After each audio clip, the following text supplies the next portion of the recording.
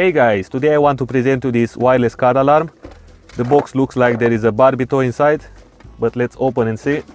Inside I found a speaker which will connect to the car battery, two remotes, one LCD, one simple with 4 buttons. This device which will stay inside your cabin, and it has rechargeable batteries, and therefore they give you a car charger for a 12 volts and a USB cable to charge the device. First I'm going to connect the speaker to the car battery. I'm going to connect the plus and connect the minus terminal. When I connect the minus terminal, the speaker beep twice, very loud. In my situation the speaker sits well there, I don't have to make any holes or catch it with bolts. So I'm going to place the cabin filter back. So after I install the speaker, I'm going to place the battery inside the remote, and a strange sound is coming from the remote. Chinese sound. Let's see. On this fancy remote there are two useful things, the watch and the parking time. The parking time will be calculated once you press the lock button, which is quite useful if you go in a parking place and you don't know how long you're gonna be. Alright, I found the perfect place for this device. It's gonna stay on this sticky rubber on the dash. Now I'm going to test this alarm to see if it works. The moment of truth. I'm going to close the door and press the lock button, which activates the alarm.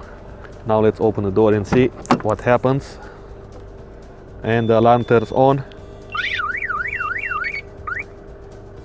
And it works. Great. I'm going to plug in the charger and the lights turn on. It means it's charging. Right, I'm gonna try one more time. This time I will lock it and I'm going to test if the alarm will detect any shock of the car. So let's see. I just press a little bit the car.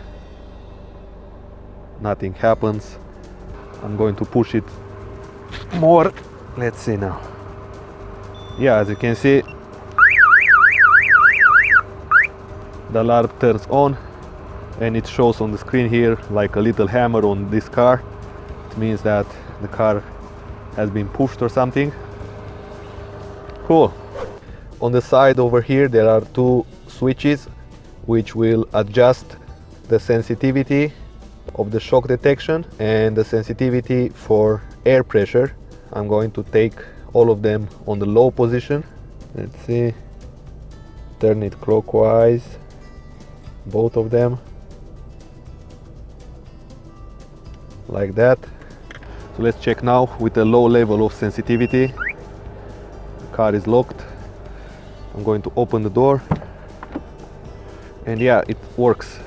For the last test I'm going to leave this remote inside the home, and I'm going to the car, open the door, and of course activate the alarm.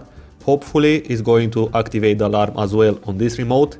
So therefore I'm going to be assured that even if I don't hear the alarm from the car, I can hear the remote inside the home.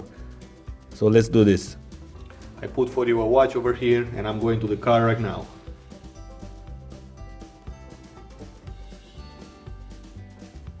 Let's see.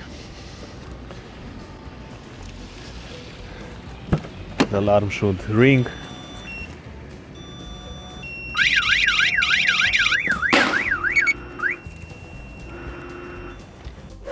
So yes guys, I'm quite happy with this new alarm. I'm going to post in the comments below how the alarm is doing after a while. If you are new to my channel, consider subscribing and I will see you in the next video. Bye!